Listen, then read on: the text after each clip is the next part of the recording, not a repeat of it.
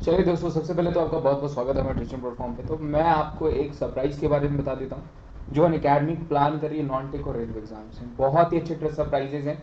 ये 14 टू 16 से आपको मिलने वाले हैं और ये 14 टू 16 को ही अवेल किया जाएगा, रिवील किया जाएगा। मैं आपको इतना जरूर बता सकता हूँ कि बिल्कुल आपके फायदे का सरप्राइज है, तो बिल्कुल स्टे ट्यून रहिएगा, एप्लीकेशन पे बने रहिएगा। आपको बहुत अच्छा सरप्राइज मिल सकता है आपके एसएससी एग्जाम से रिलेटेड। उसके अलावा आप कंप्लीट ऑप्शन का भी यूज़ कर सकते हैं, जब बैटर जहाँ पे आप एक क्विज सेक्शन होता है जिसमें आप क्विजेस को देख करके खाली फ्री टाइम में आप क्या कर सकते हैं, क्विज अप्लाई करेंगे। वहां पे क्या होगा कि ऑल ओवर इंडिया से एक आपको आपके तरीके का एक कॉम्पिटिटर मिलेगा जो आपसे कॉम्पिटिशन करेगा। उससे आपको क्या होगा कि एक तो आपका कॉन्फिडेंस बूस्टअप होगा और आपको बिल्कुल क्लियर हो जाएगा कि आप अच्छा खासा परफॉर्म कर रहे हैं। उसके अलावा टॉप एजुकेटर्स की टॉप बैचेस हैं, वो जरूर देखिए। बहुत सारे टॉप एजुकेटर्स हैं जिसमें सफलता बैच आपके लिए 2023 एग्जाम्स के लिए एसएससी के नए जो है मॉडल पे बेस्ड है।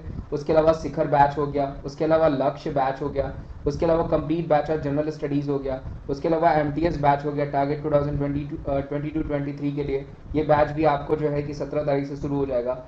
उसके अलावा किसी भी तरीके का अगर आपको डाउट है तो आप डाउट सोल्यूशन में जाकर के आज का डाउट करके टॉपिक और सब्जेक्ट वाइज वहां पे जाकर के आप अपना जो भी टॉपिक या सब्जेक्ट है उसमें जाकर के चूज करके रिटेन फॉर्म में, स्क्रीनशॉट फॉर्म में या फिर इमेज फॉर्म में आप भेज सकते हैं, जिसका वहाँ पर डिस्क्रिप्टिव सॉल्यूशन कर दिया जाएगा। प्लस सब्सक्रिप्शन की बात करें तो विमडेस@14 कोड यूज़ कर सकते हैं आप, जिससे आपको डिस्काउंट मिल जाएगा। आइकॉनिक सब्सक्रिप्शन में भी आप विमडेस@14 कोड का यूज़ कर सकते हैं, जिससे आपको डिस्काउंट मिल जाएगा। बाकी अपना ध्यान रखिए, मिलते हैं हम आपको अगले सेशन में, तब तक अपना ध्यान रखिए। नमस्कार, स्वागत है आप सभी का शिक्षा सिटी के यूट्यूब चैनल में। दोस्तों, आज हम एसआई मात्रक और इकाई से संबंधित जितने भी इम्पॉर्टेंट प्रश्न बन सकते हैं उन सभी इम्पॉर्टेंट प्रश्नों को आज के इस वीडियो में हम कवर करेंगे।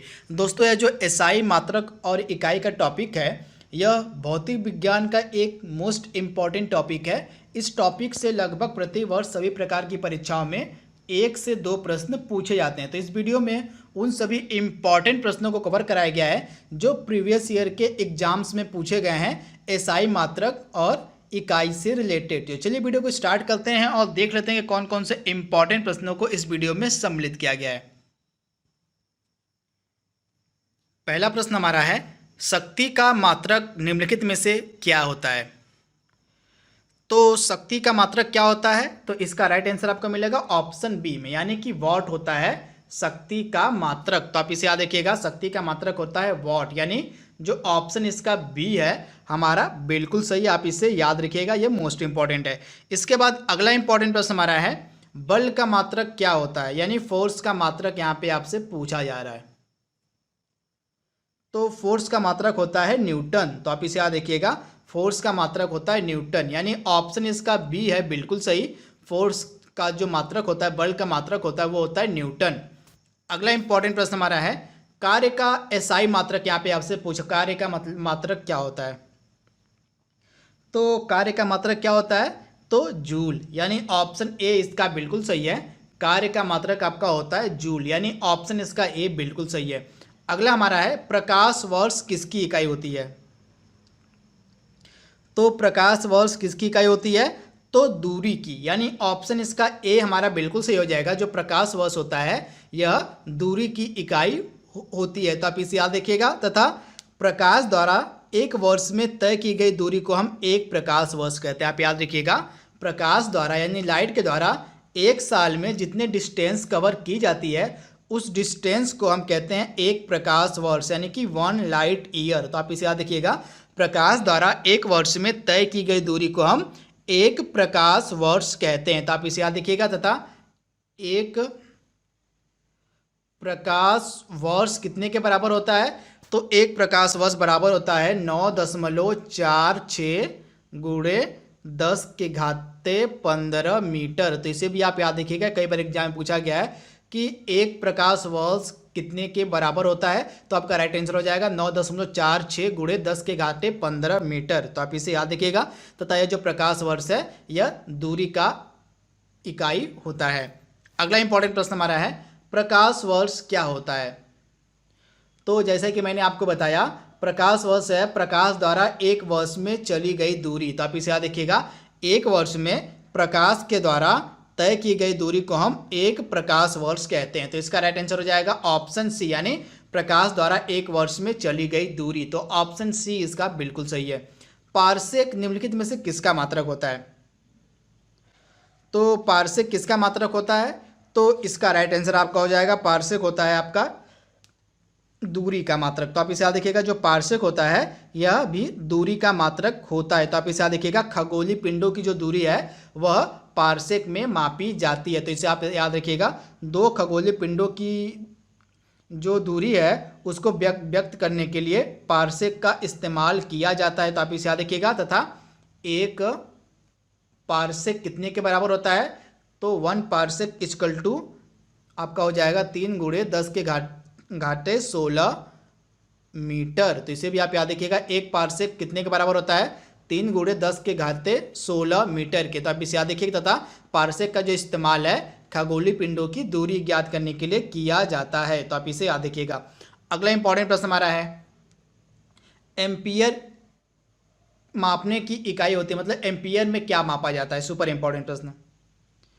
तो एम्पियर में विद्युत धारा, तो आप इसे याद रखिएगा, विद्युत धारा मापने की इकाई होती है एम्पियर। तो आप इसे याद देखिएगा, ऑप्शन इसका बी बिल्कुल सही है। विद्युत धारा मापने की इकाई होती है एम्पियर। तो ऑप्शन इसका बी बिल्कुल सही है। अगला इंपॉर्टेंट प्रश्न हमारा है, निम्नलिखित एसआई यूनिटों में से कौन सही सुमेलित नहीं है? आपके पास 4 एसआई यूनिट दी गई हैं। इन चारों को देख के आपको बताना कि इसमें से सही सुमेलित कौन सा नहीं है। तो इन दी गई एसआई यूनिटों में कौन सा सही सुमेलित नहीं है, ये देख लेते हैं।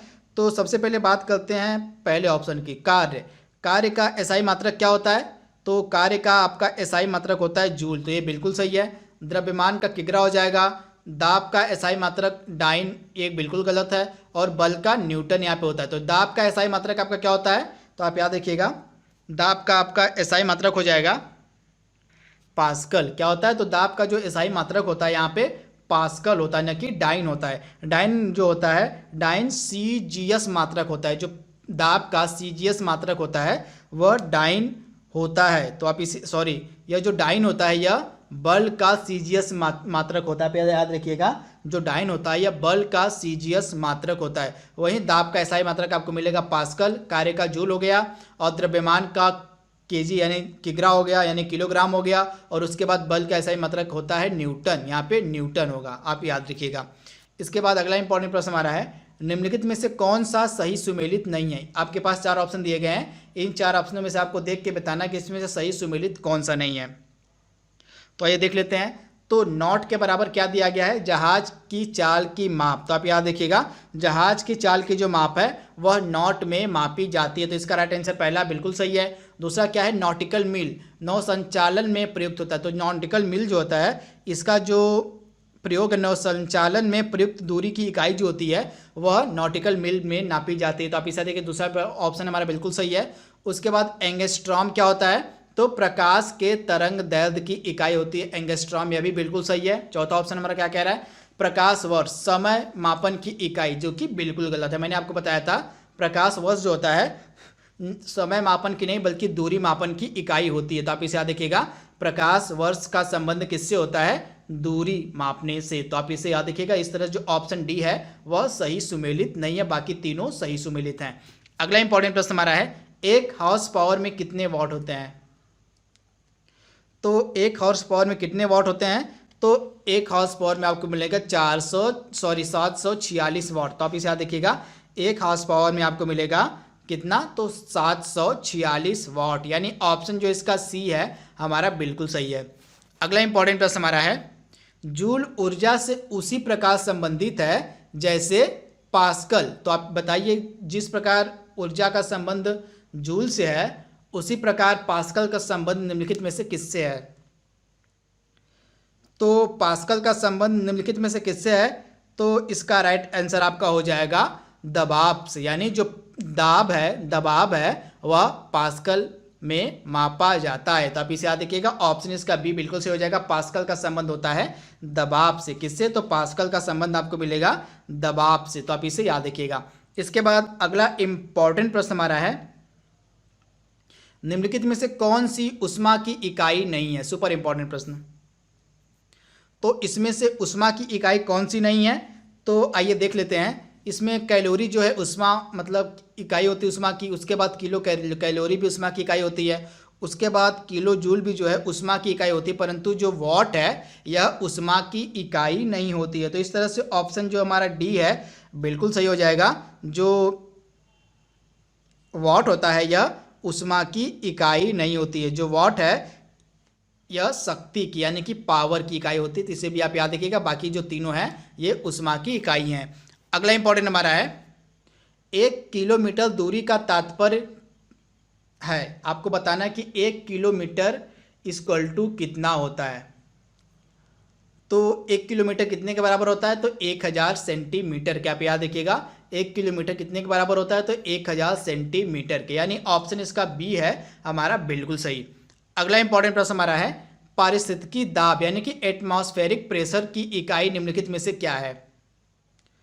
तो जो पारिस्थितिकी दाब है वह किसके द्वारा मापा जाता है, तो इसका राइट आंसर हो जाएगा बार में, यानी ऑप्शन ए इसका बिल्कुल सही है। जो पारिस्थितिकी दाब है, पारिस्थितिकी दबाव है वह बार में मापा जाता है। तो आप इसे याद रखिएगा, इसका राइट आंसर हो जाएगा ऑप्शन ए। तो आप इसे याद रखिएगा।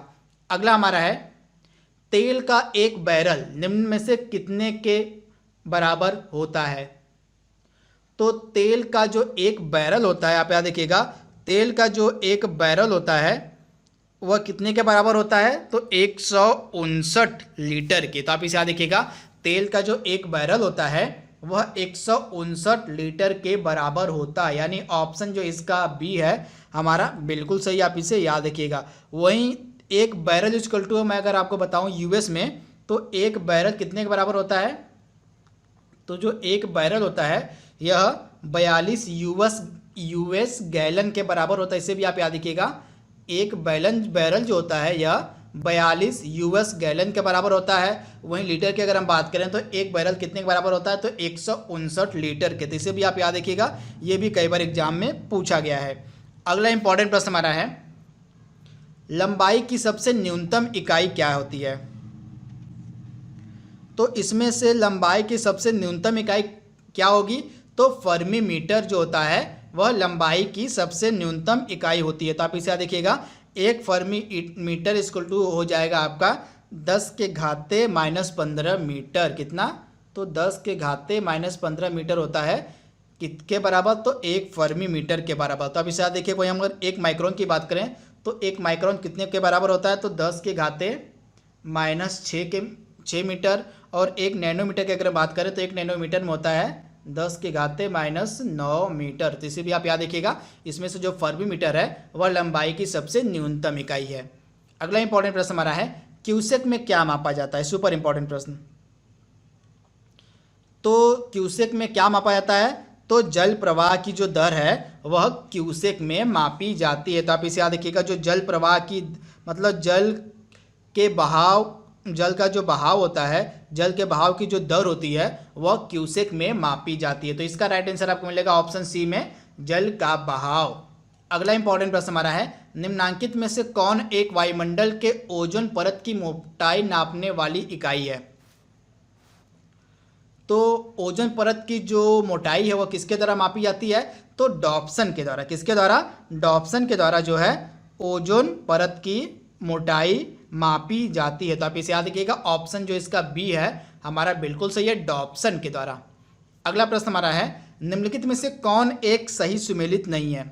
तो आइए देख लेते हैं। तो क्यूसेक, जैसा कि मैंने आपको बताया जल प्रवाह की जो दर है वो क्यूसेक में मापी जाती है, तो यह बिल्कुल सही हो जाएगा आपका। उसके बाद बाइट का संबंध होता है कंप्यूटर से। उसके बाद आपका बार का जो संबंध होता है वो दाब से होता है। मैंने आपको बताया था, जो दाब होता है, बार जो होता है मतलब दाब मापने की एक इकाई होती है बार। और उसके बाद जो रिएक्टर होता है यह किससे संबंधित होता है, भूकंप की तीव्रता से। यानी ऑप्शन जो डी है वो सही सुमेलित नहीं है, यहाँ पे ओजोन परत दिया हुआ है तो यह गलत हो जाएगा। रिएक्टर जो होता है यह भूकंप की तीव्रता मापी जाती है रिएक्टर पैमाने पर। इसे याद रखिएगा, इस तरह से ऑप्शन डी हमारा सही सुमेलित नहीं है, बाकी तीनों ऑप्शन हमारे सही सुमेलित हैं। आज का लास्ट प्रश्न हमारा है निम्नलिखित में से कौन सुमेलित मतलब सही सुमेलित नहीं है। तो आइए देख लेते हैं। तो इसमें से सबसे पहले आइए देखते हैं डेसिबल। पहला ऑप्शन हमारा जो है डेसिबल का। तो डेसिबल में क्या हो जाएगा, पहला ध्वनि की प्रबलता की इकाई, तो बिल्कुल सही है, जो डेसिबल होती है वह ध्वनि की प्रबलता मापने की इकाई होती है। तो आप इसे याद रखिए, जो डेसिबल होता है इसमें वो इसके द्वारा ध्वनि प्रबलता की इकाई, मतलब ध्वनि की प्रबलता की जो इकाई है वह डेसिबल होती है। दूसरा ऑप्शन हमारा है अश्व शक्ति। तो अश्व शक्ति जो हॉर्स पावर होती है वो शक्ति की इकाई होती है, भी बिल्कुल सही है।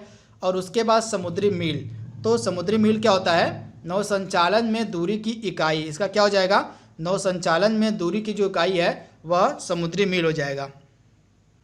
तो ऑप्शन जो हमारा सी है वह भी बिल्कुल सही है। उसके बाद हमारा जो लास्ट ऑप्शन है सेल्सियस के बराबर दिया हुआ उष्मा की इकाई, तो यह बिल्कुल गलत है। जो सेल्सियस होता है यह ताप को मापने का एक मात्रक होता है। आप याद रखिए, जो सेल्सियस होता है यह ताप को मापने का एक मात्रक होता है। तो इस प्रकार से जो ऑप्शन डी है हमारा सुमिलित नहीं यहाँ पे होगा। सेल्सियस के द्वारा क्या मापा जाता है, तो ताप को, यानी ताप को मापने का जो मात्रक होता है वह सेल्सियस कहलाता है। इस प्रकार से तीनों ऑप्शन जो हमारे हैं, डेसिबल ध्वनि प्रबलता की इकाई, अश्व शक्ति शक्ति की इकाई, समुद्री मील नौ संचालन में दूरी की इकाई, ये तीनों बिल्कुल सही सुमेलित हैं। और ऑप्शन जो डी हमारा था वो सही सुमेलित नहीं था। इस तरह इसका राइट आंसर होगा आपका सेल्सियस किसकी मापक इकाई होती है, तो ताप मापने की जो इकाई होती है, ताप मापक मतलब ताप को मापने का जो मात्रक होता है वो होता है सेल्सियस। तो आप इसे याद रखिएगा। इसका राइट आंसर जो है ऑप्शन डी सही सुमेलित हमारा नहीं था। तो यहाँ पे हमने लगभग 20 प्रश्नों को हमने कवर किया है एसआई मात्रक और इकाई से रिलेटेड। आई होप आपको वीडियो पसंद आया होगा। तो आज के लिए बस इतना ही। Thank you, thanks for watching, thank you.